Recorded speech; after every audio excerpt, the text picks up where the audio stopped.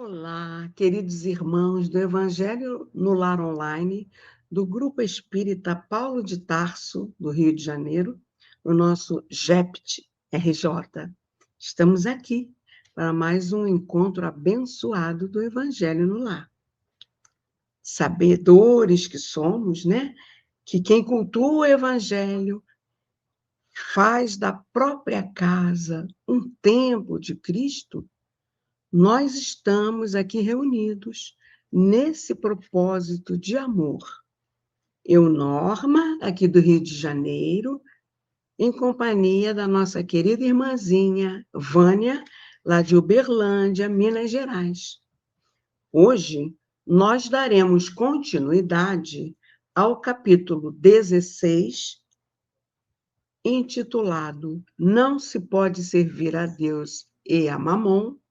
Nós estamos nas instruções dos Espíritos, no subtítulo Desprendimento dos bens terrenos, e hoje vamos estudar deste subtítulo o item 14, certo? Então, antes de iniciarmos, vamos à nossa prece de abertura. Vamos elevar nossos pensamentos a Jesus, né? Graças a Deus. Obrigada, mestre querido. Obrigada, guias e mentores amigos que, em seu nome, nos assistem, nos inspiram nesses momentos abençoados que estudamos e refletimos muito acerca dos vossos ensinamentos, mestre, de amor. Agradecemos, acima de tudo, ao nosso Pai Maior, que nos permite esses encontros semanais para esse aprofundamento tão necessário ao nosso progresso espiritual. E assim, felizes e agradecidos, é que te pedimos, Pai misericordioso, muita proteção e a devida permissão para iniciarmos o nosso Evangelho no Lar Online de hoje, dando todos juntos, dos dois lados da vida e do fundo dos nossos corações, graças a Deus.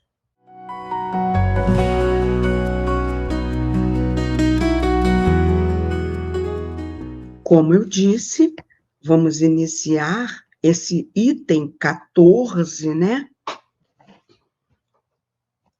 Que está inserido no capítulo 16, Não se pode servir a Deus e a Mamon.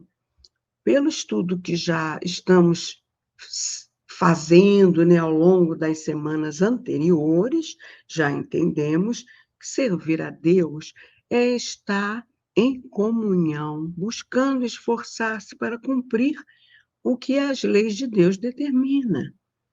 E servir a Mamon é quando nós estamos ainda bem apegados aos bens materiais, tendo deles idolatria, não é?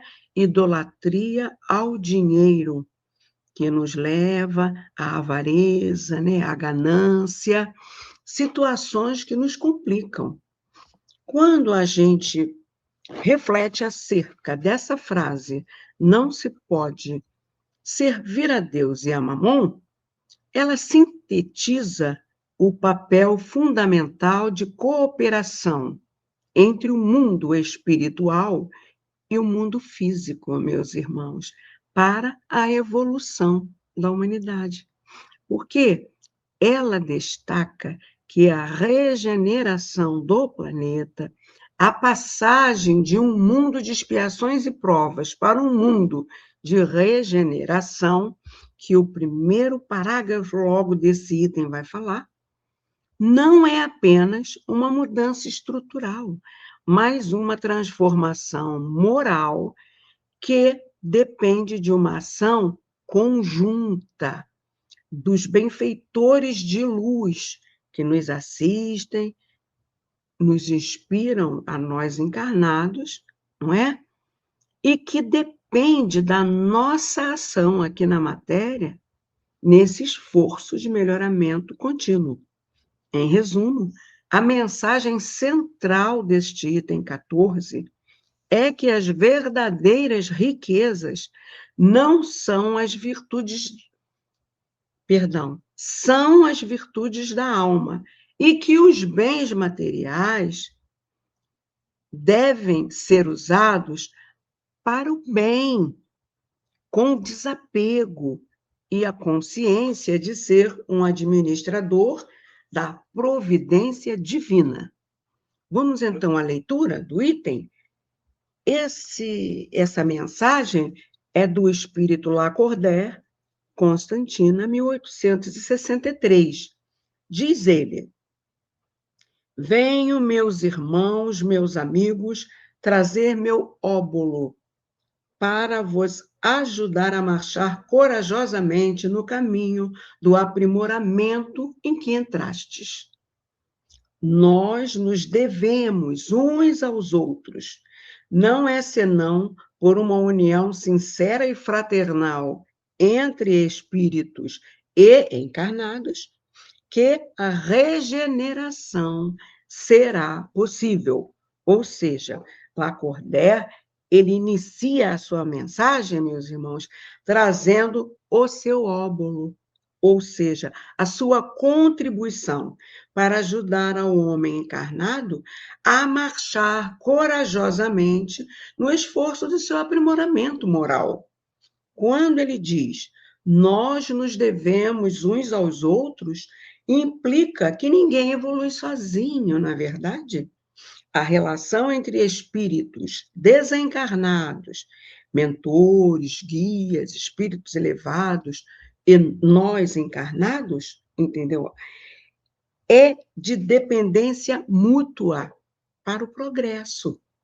Os encarnados, eles precisam da orientação, da inspiração e amparo dos bons espíritos, para não se perderem nas paixões materiais e nas dificuldades da vida, para poderem ter equilíbrio, né, em sua mente. E os desencarnados elevados, eles necessitam da nossa colaboração, a vontade e a ação do plano físico para realizar o trabalho de iluminação e auxílio no plano terreno, agindo como trabalhadores da última hora, aplicando os ensinamentos do mestre, não é, meus irmãos? De caridade, amor e fraternidade. A união sincera e fraternal, então, refere-se a essa sintonia mental e afetiva. Não é apenas o fenômeno mediúnico, mas a afinidade de pensamentos e sentimentos. Nós atraímos com os nossos pensamentos as companhias que nos são afins. Quando encarnados, não é? Aqueles que cultivam bons pensamentos e buscam o amor ao próximo, eles vão se conectar, se sintonizar, então, com os espíritos elevados, que vai facilitar a regeneração. A regeneração é um período de transição, onde o mal não desaparece de imediato, mas o arrependimento e a prática do bem predominam já no mundo de regeneração. A união entre os dois planos, então, meus irmãos, ela é essencial para, com a renovação social, verificar-se a superação do orgulho e do egoísmo, substituindo-os pela cooperação mútua. Em resumo, a regeneração só é possível quando os encarnados se conscientizam de suas responsabilidades, oram e agem com a mesma sinceridade fraternal dos espíritos elevados que os amparam, construindo um mundo de maior equilíbrio e paz. Vamos dar prosseguimento a leitura. Vosso amor aos bens terrenos é um dos mais fortes entraves ao vosso adiantamento moral e intelectual e espiritual, perdão. Por esse apego à posse, suprimis vossas faculdades afetivas, em as transformando todas sobre as coisas materiais. Vamos dar uma pausa para refletir nesse trecho. Bom, para nos ensinar sobre a necessidade do desprendimento dos bens terrenos, o benfeitor Lacordaire foca na relação correta que o ser humano deve ter com a riqueza material. Enfatiza que o verdadeiro desapego consiste em não sacrificar os interesses da vida futura, ou seja, a nossa evolução espiritual, pela posse passageira de bens materiais. E nos leva a refletir acerca dos entraves através dos questionamentos que ele faz a seguir. Vamos ver quais são eles? Sede sinceros, diz Lacordaire. A fortuna dá uma felicidade sem mácula? Quando vossos cofres estão cheios, não há sempre um vazio no coração? No fundo desse cesto de flores, não há sempre um réptil escondido?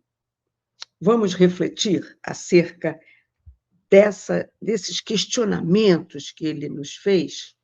Bom, a gente vai entender que, na visão espírita, a fortuna, ou seja, a riqueza material, não dá uma felicidade sem mácula. Pelo contrário, o Espiritismo ensina que a riqueza é um depósito provisório, uma prova perigosa e, muitas vezes, causa angústias, orgulho e egoísmo, se não for bem administrada. Então, olha quantos percalços precisamos tomar. O Espiritismo não condena a riqueza, mas ensina que ela não é sinônimo de felicidade. Ela é uma ferramenta temporária de aprendizado e a felicidade sem mácula é fruto de, sabe de quê? Do amor, da caridade e do desapego. Fatores que independem da quantidade de dinheiro que a gente tenha na nossa conta bancária. Cofres cheios, ali que ele mencionou, representa o acúmulo material, a riqueza, o sucesso financeiro e a abundância dos bens terrenos. E quando ele fala em coração vazio, né? Em vazio no coração, ele está simbolizando a falta de sentido, a solidão, a angústia existencial, a ansiedade e o sentimento de insatisfação daquele que busca apenas por bens materiais. Então, esses bens não preenchem esse vazio do coração. Assim, nós chegamos ao entendimento que, embora o ser humano trabalhe arduamente para conseguir bens materiais, frequentemente descobre que a fortuna não proporciona a felicidade plena e duradoura. Vamos continuar a leitura, tá bom? No fundo desse cesto de flores, não há sempre um réptil escondido? Então, o que ele quis dizer com isso? O cesto de flores são as ilusões, representa a riqueza, o conforto material excessivo, os prazeres mundanos e as posições de destaque no mundo. São coisas aparentemente belas, agradáveis e desejáveis. Agora, o réptil são as armadilhas, né? Representa os perigos ocultos que o apego excessivo a essas riquezas traz para a nossa alma. O egoísmo, o orgulho, a vaidade, a avareza e o esquecimento da vida espiritual. Lacordaire utiliza essa interrogação para questionar se a felicidade baseada em bens materiais é realmente pura, alertando que, por trás de uma boa fortuna, as flores, muitas vezes, escondem-se mazelas morais, o réptil, que arruinam o espírito.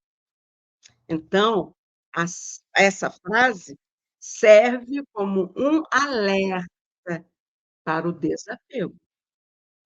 Vamos prosseguir. Compreendo que o homem que, por um trabalho assíduo e honrado, ganhou a fortuna, experimente uma satisfação. De resto, bem justo, mas dessa satisfação muito natural e que Deus aprova, há um apego que absorve todos os outros sentimentos e paralisa os impulsos do coração à distância, tão distante quanto da avareza sórdida à prodigalidade exagerada. Dois vícios entre os quais colocou Deus a caridade, santa e salutar virtude que ensina ao rico dar sem ostentação, para que o pobre receba sem baixeza. Ou seja, meus irmãos, o Espiritismo não condena a posse dos bens materiais, não é verdade, que podem ser fruto de um trabalho honesto, ou mesmo que a pessoa tenha herdado, entendeu? Mas sim a obsessão por eles e a falta de caridade. Aqui, o benfeitor define o papel da caridade como virtude que equilibra o uso dos bens materiais. A avareza é vista como um dos maiores obstáculos ao progresso moral. O avaro acumula bens como se fossem a finalidade da vida, esquecendo-se da transitoriedade da existência, da encarnação, né, meus irmãos? No aspecto espiritual, o acúmulo desnecessário sufoca o amor ao próximo e é considerado um egoísmo disfarçado de previsão. Aquele que é avaro, é comum ele dizer: "Não, eu sou previdente", entendeu? Isso é uma disfarce. A prodigalidade exagerada, ou seja, o desperdício da riqueza, né, é o extremo oposto à avareza. Desperdiçar a fortuna, esbanjar em luxo e futilidade, o que o espiritismo diz? Que isso também não é desprendimento, mas descaso. Quem desperdiça recursos é um depositário infiel, pois os bens terrenos são emprestados por Deus para serem bem administrados e não destruídos. A caridade, meus irmãos, essa sim, situa-se no meio, ensinando o uso sábio e amoroso da riqueza. Ela transforma a posse em responsabilidade. Ensina o rico a dar sem ostentação. A verdadeira caridade é discreta. Lembra do que a sua mão esquerda não saiba o que está a sua mão direita? É fazer o bem sem se exibir, preserva a dignidade daquele que está recebendo a caridade. A ostentação na caridade transforma o ato de amor em egoísmo e vaidade. Para que o pobre receba sem baixeza, como diz o benfeitor, ou seja, sem humilhação, é preciso o quê? Quando a ajuda for dada, que seja com carinho e discrição. Quem recebe não sente humilhado ou inferiorizado. A caridade moral é tão importante quanto a material, contornando a suscetibilidade de quem necessita. Agora, quando o rio cumpre bem a difícil prova da riqueza, meus irmãos, beneficiando o próximo com equilíbrio, ele torna-se o depositário fiel dos recursos que Deus lhe confiou. E, com isso, ele evolui moralmente. Quando cada um de nós nos conscientizarmos e nos esforçarmos neste propósito, estaremos contribuindo para a regeneração planetária, tá bom? Agora vamos passar a palavra para a nossa querida irmãzinha Vânia, para dar continuidade a esse estudo. A palavra é tua, minha irmãzinha. Olá, queridos companheiros, internautas, ouvintes, com muita alegria, aqui estamos para darmos continuidade a essa leitura e comentário do item desprendimento dos bens terrenos. E eu vou falar para vocês, vamos todos ficarmos alertas, porque há muitos espíritas sofrendo no mundo espiritual. Por quê? Porque não se desprenderam dos bens terrenos. Vamos ouvir a lição? Quer a fortuna vos tenha vindo de vossa família, quer a tenhais ganho com o vosso trabalho, há uma coisa que não deveis esquecer jamais: é que tudo vem de Deus, tudo retorna a Deus. Nada vos pertence na terra, nem mesmo o vosso pobre corpo. A morte vos despoja dele, como de todos os bens materiais. Sois depositários e não proprietários. Não vos iludais. Deus vos emprestou, tendes de lhe restituir. E ele vos empresta com a condição de que o supérfluo, pelo menos, reverta em favor dos que não têm sequer o necessário. Esse trecho é bastante simples, porém profundo. Sintetiza. Por que é que nós temos que nos desprender dos bens terrenos? Alguém muito irritado comigo diz assim: Ah, Vânia, você não me conhece, não sabe da minha vida, não sabe o quanto que eu lutei para ter as minhas coisas, os meus bens. Não, nem preciso saber. O que nós estamos aqui é comentando essa mensagem para nos alertar enquanto temos tempo, isto é, enquanto ainda estamos encarnados. porque depois de desencarnado é muito mais difícil.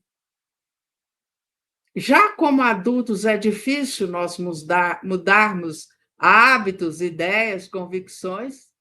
Imagine desencarnado. Para aqueles que são apegados à matéria, muito difícil. Então, a mensagem é clara, esse trecho aqui, dizendo que seja a fortuna que você tenha ganho através de herança de família ou através do seu próprio trabalho, o que nós, todos nós, não podemos esquecer é que tudo o que vem de Deus retorna a Deus. E tudo o que nós fazemos também retorna para nós. Quer dizer o quê? Se você tem riqueza, e olhe lá, muito cuidado com a análise, hein?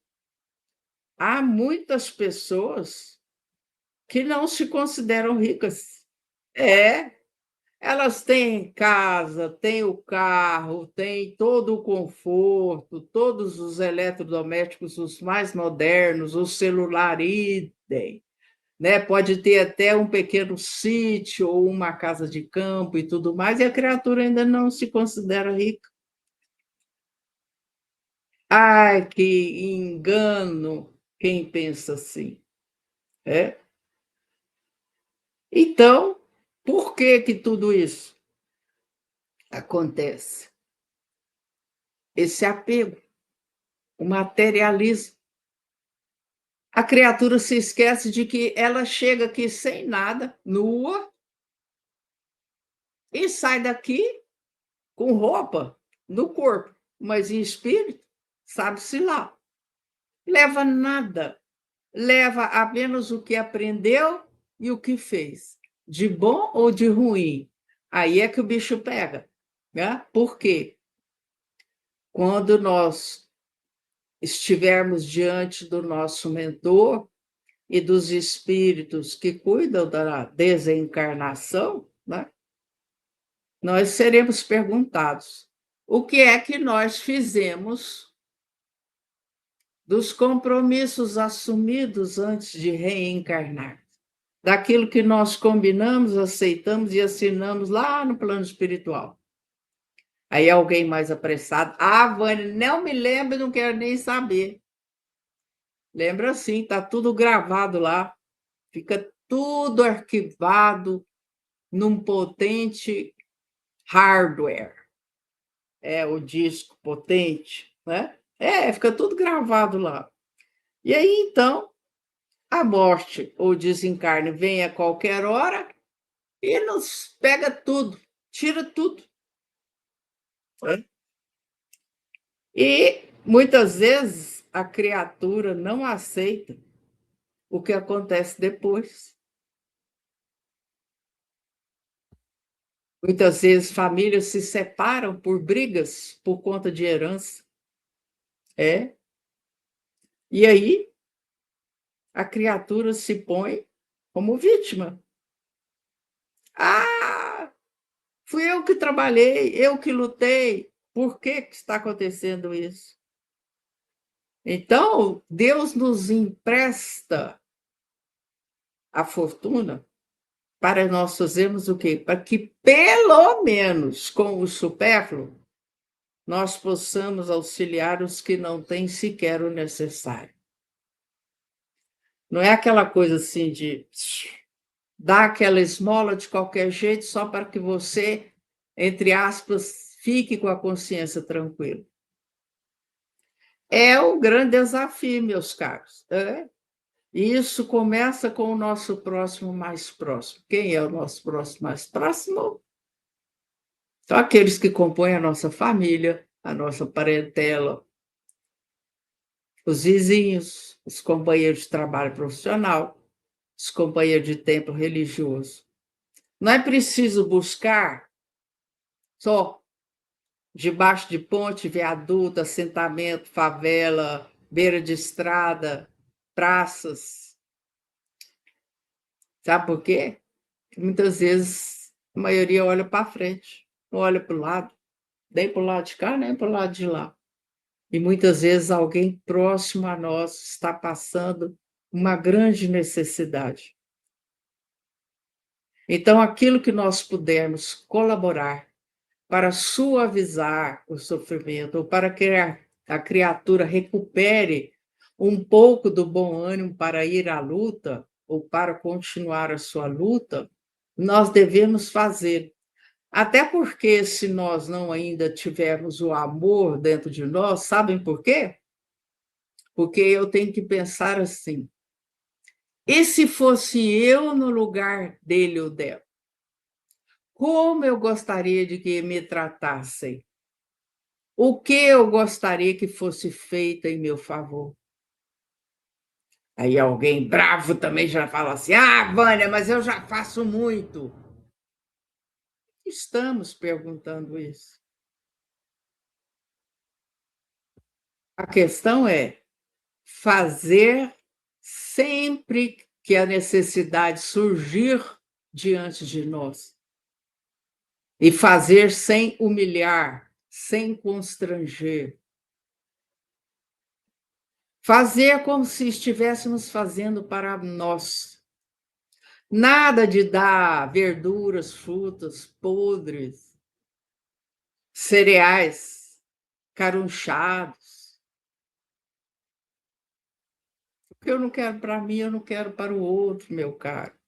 Pense nisso com muito carinho, porque a reencarnação recupera tudo. Fala: vem cá, neném. Vem cá, meu neguinho. Aquilo assim, assim, assim, assim. Então, pensemos nisso.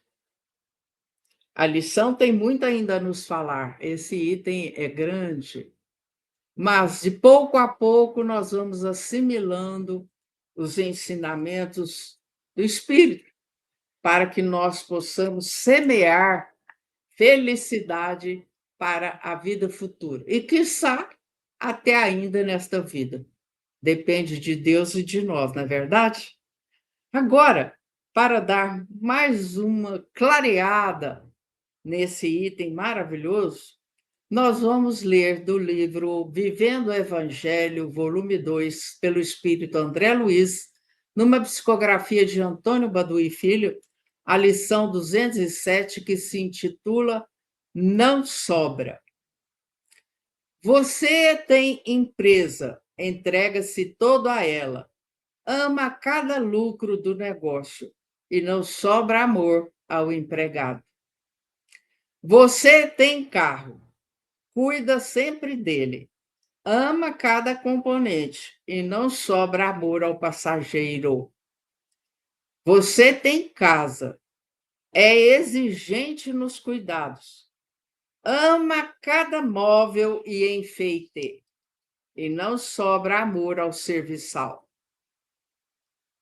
Você tem loja, excede na vigilância, ama cada prateleira e não sobra amor ao freguês. Você tem fazenda, exagera na dedicação, ama cada palmo de terra e não sobra amor aos outros. Você tem dinheiro, é muito apegado a ele, ama cada face da moeda e não sobra amor a ninguém. Você tem direito à posse digna dos bens terrenos, mas não deixe de lado as conquistas espirituais. Desejar a evolução do espírito e apegar-se ao patrimônio material a pretexto de garantia e segurança é motivação de avestruz, que põe a cabeça no buraco para salvar a vida, mas deixa o corpo de fora, exposto ao perigo. Maravilhosa essa comparação que André Luiz fez, hein? Da pessoa que só se preocupa com as coisas materiais e esquece das conquistas espirituais, se esquece delas. A comparação da pessoa com a avestruz, né? A avestruz só com a cabeça debaixo da terra, mas deixa as pernas de trás e o resto do corpo fora. E aí, como é que fica? Hã? Ah, Vânia, você está querendo me assustar? Eu não, neném. Eu só quero evitar choro e ranger de dentes desnecessários. Porque nem tudo que nós passamos, vou lembrar você isso, hein? Nem tudo que nós passamos é porque estava lá programado no nosso planejamento. Existem coisas que nós alteramos, que nós mudamos pela nossa ignorância, pelo nosso orgulho, pela nossa vaidade, pela nossa arrogância, e por aí vai. Então, vamos lutar, porque o maior adversário nosso, quem que é? Somos nós mesmos, que ainda somos teimosos ou rebeldes, ou ainda recalcitrantes no mal. A gente insiste no mal. Então, usar o raciocínio, usar a inteligência, nenhum de nós fica para semente.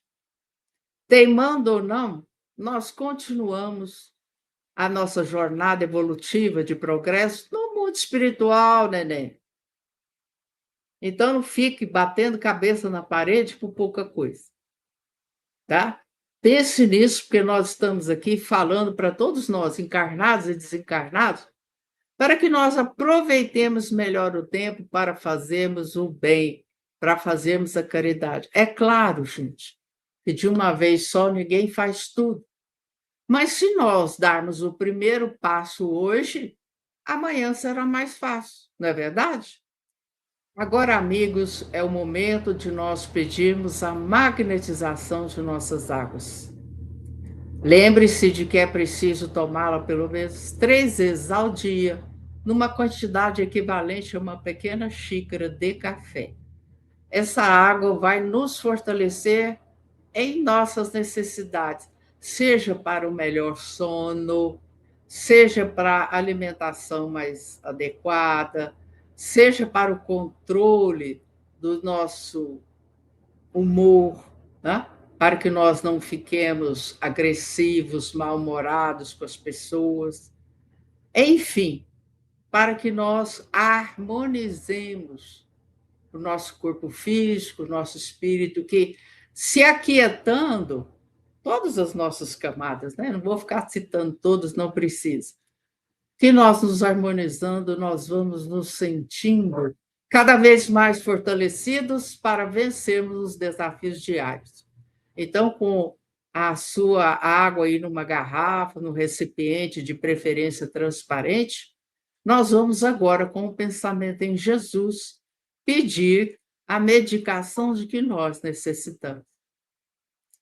Jesus, Divino Mestre, médico de nossas almas, aqui estamos, Senhor, pedindo, sejam colocados os medicamentos de que necessitamos, os medicamentos que os médicos da Terra não conhecem, mas que precisamos para nos auxiliar em nossa vivência diária. Que Jesus, através de seus mensageiros ou através dos espíritos magnetizadores, nos envie os medicamentos que os médicos da Terra não conhecem, Senhor, mas que pedimos para nos aliviar, nos fortalecer e nos preparar para os dias vindouros. Agradecido, Senhor, em seu nome, que assim seja.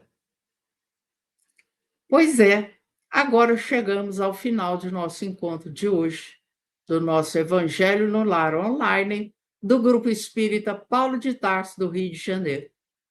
Nós nos despedimos, desejando a todos bênçãos de paz e luz, harmonia em seus lares, e um grande abraço. Até o próximo.